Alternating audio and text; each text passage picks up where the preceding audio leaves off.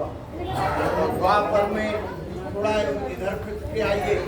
द्वापर में यमुना किनारे बंसीवट पर महाराज हुआ। महाराष्ट्र में अनगिनत गोपियां भाग ले रही थी, अनलिमिटेड। उनके पैरों में पायल और घुंघरू बंधे थे। उधर कैलाश में प्रभु महादेव अपने प्रभु श्याम सुंदर और राधा रानी के भजन में बैठे थे। वो भज रहे थे राधे कृष्ण राधे कृष्ण राधे। शरद पूर्णिमा की रात्रि थी जिसमें महाराज हुआ। वो रात्रि 6 महीने की हुई। महाराज में प्रभु ने एक ऐसी लीला की, जितनी अनगिनत गोपियां थी उतने ही कृष्ण हुए। हर गोपी के साथ एक कृष्ण, इसीलिए उसको महाराज कहा। लेकिन हर गोपी को अपने साथ वाले कृष्ण ही दिखाई दे रहे थे। दूसरी गोपी के कृष्ण उसको दिखाई नहीं दे रहे थे। तो हर गोपी के मन में ये भाव था कि ये प्रभु तो सिर्फ मुझसे ही प्रेम करते हैं और अन्य किसी गोपी से प्रभु प्रेम नहीं करते हैं। जब महाराज शुरू हुआ तो देखिए गोपियों के पैरों के पायल और घुंघरू बजने लगे। प्रभु श्याम सुंदर की बंसी बजने लगी और एक ऐसा मधुर संगीत पैदा हुआ जो कि तीनों लोगों में छा गया। वो इतना मधुर संगीत था जिस किसी के कानों में वो ध्वनि गई वो महाराज की तरफ भागने लगा। चाहे वो देवता हो, मनुष्य हो, किन्नर हो, पशु पक्षी भी महाराज की तरफ भागने लगे। उधर कैलाश पर प्रभु महादेव जी के कानों में वो मधुर ध्वनि गई और प्रभु महादेव जी का भजन भंग हो गया। महादेव जी ने विचार किया, इतनी मधुर ध्वनि कहाँ से आ रही है जो कि मेरे भजन को भंग कर रही है और ये ध्वनि मुझे अप्रिय लग रही है। प्रभु महादेव जी ने अपने विवेक से पता लगाया तो उनको मालूम हुआ कि ये तो यमुना किनारे बंसीवट पर महाराज हो रहा है और मेरे प्रभु सिंहासन पर विराजमान हैं। मैं भी करूं, अपने प्रभु का दर्शन करूं, अपने नेत्रों को सफल करूं। माता पार्वती और प्रभु महादेव भीषण कैलाश में चल गए और उस जगह आए जहाँ महाराज हो रहा था। वहाँ महाराज के चारों तरफ 2 गोपियां पहरा दे रही थी, लंका और विशाखा। माता पार्वती को महाराज में प्रवेश हो गई और प्रभु महादेव जैसे ही प्रवेश हो रहे थे तो जो पहरा दे रही थी गोपियां उन्होंने उसको रोक दिया और प्रभु महादेव जी से कहा, देखो प्रभु आप तो पुरुष हैं, आप इस महाराज में नहीं जा सकते। क्योंकि इस महाराज में सभी गोपियां जनानी है, लेडीज हैं। पुरुष जेंट्स से अकेले प्रभु श्याम सुंदर हैं, दूसरा पुरुष इसमें प्रवेश नहीं कर सकता। गोपियों की इस तरह की बात को सुनकर महादेव जी बहुत निराश हुए और निराश होकर के बोले, अरे गोपियों, मैं तो कैलाश से आया हूँ अपने प्रभु का दर्शन पाने के लिए और महाराज का आनंद लेने के लिए। आप लोग मुझे कोई उपाय बताइए जिससे मैं भी प्रभु का दर्शन कर सकूं। गोपियां बोली, प्रभु बहुत आसान उपाय है।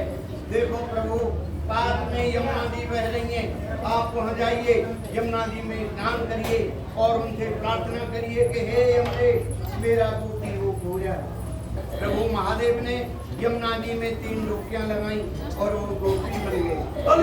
महादेव की जय हो। प्रभु महादेव गोपी बने। यमुना जी ने तुरंत प्रकट होकर अपना सारा जवाब दे दिया। अब प्रभु महादेव गोपी बनकर सज धज कर जैसे ही उन्होंने महाराज में प्रवेश किया, प्रभु श्याम सुंदर की उन पर नजर गई तो प्रभु श्याम सुंदर तुरंत सिंहासन से खड़े होकर के बोले, आइए गोपेश्वरी, आइए गोपेश्वरी। बड़े आदर और सम्मान के साथ अपने बराबर सिंहासन पर बैठा लिया। आप लोग ध्यान दीजिए, उसी समय से महादेव जी को गोपेश्वर महादेव के नाम से पुकारा जाने लगा। इस बात से हमारी किशोरी जी राधा रानी नाराज हो गई, गुस्सा हो गई, रूठ गई और गोपियों से बोली, अरे गोपियों, देखो आज हमारे प्रभु ने क्या नई लीला की है। आज एक नई अनजान गोपी आई है, काली कलुकी। उसको प्रभु ने अपने बराबर सिंहासन पर उठा लिया है और उससे कहा है गोपेश्वरी, हम सब गोपियों की ईश्वर बना दिया।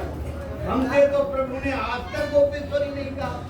इसी बात पर राधा रानी नंगे पैर पैदल धीरे धीरे चलते चलते चलते चलते चलते यहाँ आकर बैठ गए। अब आप लोग समझिए, राधा रानी के बिना महाराज हो ही नहीं सकता।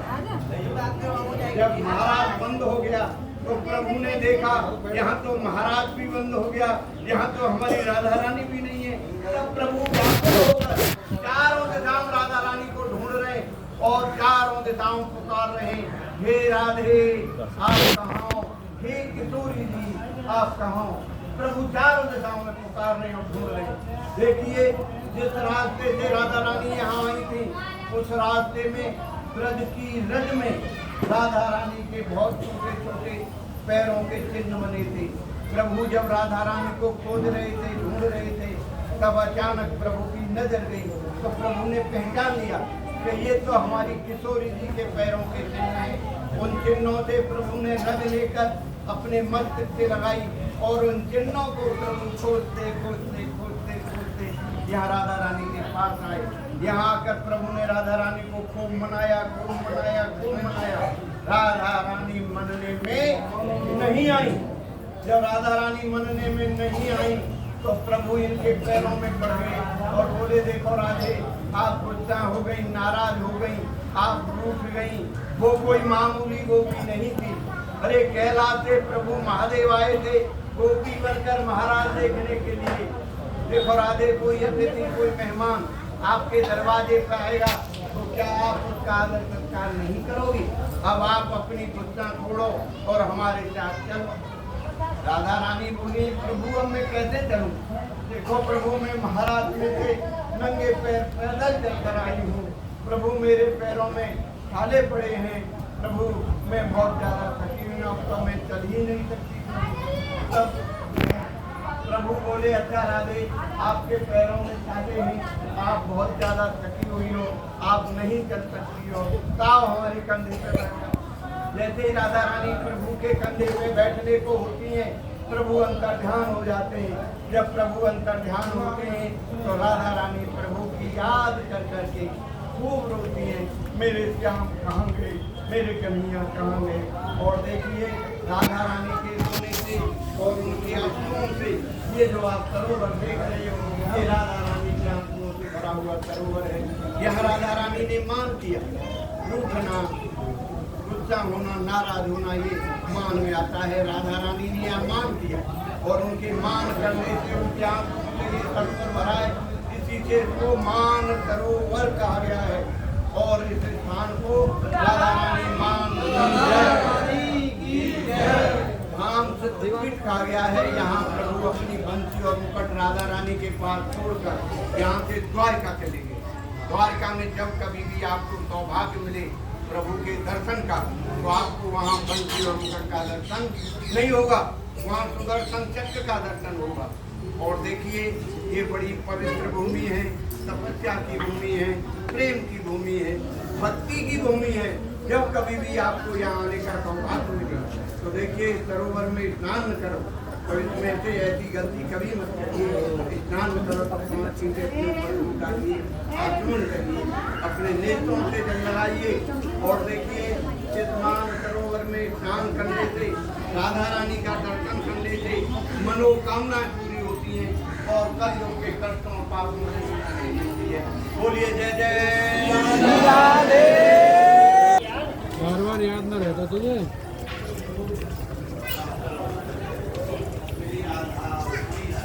राधा जी के आंसुओं से बना हुआ मानसरोवर। राधे श्याम।